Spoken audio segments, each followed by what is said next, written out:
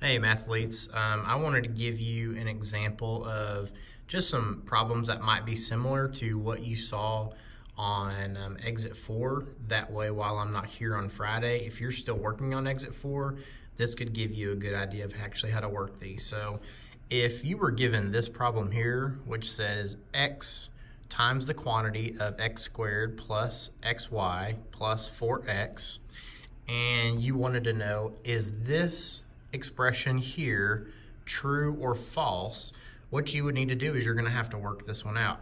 So if we're going to work this problem here out, what we're going to have to do is, if we circle the x on the outside, we're going to have to distribute it, which means, remember, distribute just means, it's a fancy word for multiply. So distribute means multiply. And the reason why they say distribute and not just multiply is because you have to multiply the x times x squared times the xy and times the 4x. Now, of course, first things first, you have to do the order of operations. So we check the inside the parentheses. Is there anything that we can add together? Well, there's not any other x squared. So see how this is an x squared and it has the exponent of 2 there? This one doesn't have an exponent of 2, and this doesn't have an exponent of 2, so we definitely can't add this to anything. There's not another xy in here, because this doesn't have a y next to it, this doesn't have a y next to it, so it's going to be by itself. And the 4x here, there's not another x by itself, like this. Like if I was going to add these two, it would be 2x, okay? And there's not just an x by itself or another x with a number by it like this one. So I'm really done inside. I just need to distribute my x that's on the outside. So if I do that, this is going to be x times x squared is going to be x to the third, because anytime you multiply x times x squared, it's really like saying this is x to the 1. This one right here is like saying it's x to the 1 times x squared, which means you just add these two exponents. So it's x to the 1 times x squared, so it's 1 plus 2, which is x to the third. I'm going to bring down my plus sign there, okay? And then I'm going to distribute my x to my xy. So x times xy, well, I have basically an x to the 1 times an x to the 1 and a y to the 1, okay? Well, if I add the x to the 1 and the x to the 1, I'm gonna have x squared and a y. You don't have to put that the 1 up there, because it's just kind of understood. There's no reason to put it up there. That's why we leave it off.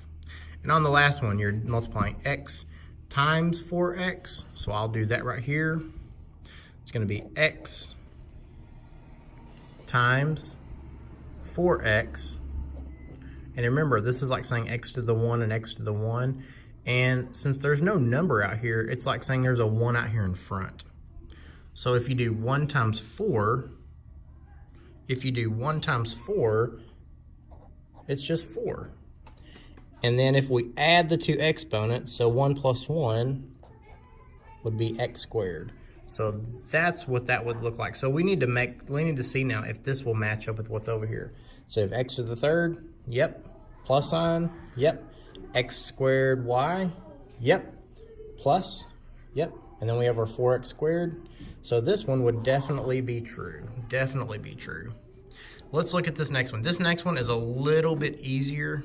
Doesn't have as many moving parts to it, but you're gonna have to make sure that you combine like terms inside, because we do have this one and this one which have like terms.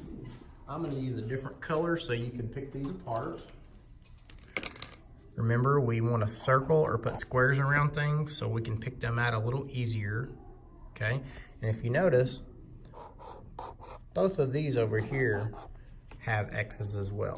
So this is our answer, and we want to know if this is true or false. Okay, so if we're going to do this one, we can actually add these two, because 4 plus 5 is 9. I can't add a number with a variable though, so I'm going to say 9 plus x and close my parentheses off, and then I have my 6x on the outside. Okay, What am I to do now? What do you think? Yep, we're going to distribute, which means multiply. So since we do that, we're going to circle this so we know what we're distributing, the 6x, all of it, to the 9 and to the x. So if I multiply 6x times 9, it's like saying 6 times 9. So 6 times 9 is 54. And then we have to bring our x with it because we had a 6x, not just 6 times 9. So 6x times 9 is 54x. We're going to bring down our plus sign. And then 6x times our x. What are we going to do here? Obviously it's 6 because it's like there's an imaginary 1 out here. So we're just doing 6 times 1. But remember, we have to bring the x with it because there's an x on the outside too. Since we're going to have to bring our x with it, remember, what do we do when we have an x to the 1? When we have an x to the 1 times an x to the 1. Remember, it's like we just add those exponents together, so it would be 6x squared. Now, I can't do anything else because if you notice, this was like this x. There's just an x. It's not an x squared. However, this one is a 6x squared. The x squared makes it completely different. So if we look up here, we do have our 54x and we have our plus sign, but if you notice, what are we missing? In order for this to be true, this would have to be a square right there, but it's not. It's not there. So since it's not there, this one would be false. I hope this helps you out a little bit. If it doesn't, hopefully I can maybe visit with you a little during social, before school, or even when you have some assignments finished during class, and we can get anything cleared up. As always, I hope the best for you. I want success, and I hope you have a great weekend. This video will be posted on Thursday, December 6th. And if you have any questions, you can always send me an email. Maybe I can answer them if I have time. I will be in a professional development all day, so I may not be able to respond very soon. Anyway, hope you have a great weekend. Bye.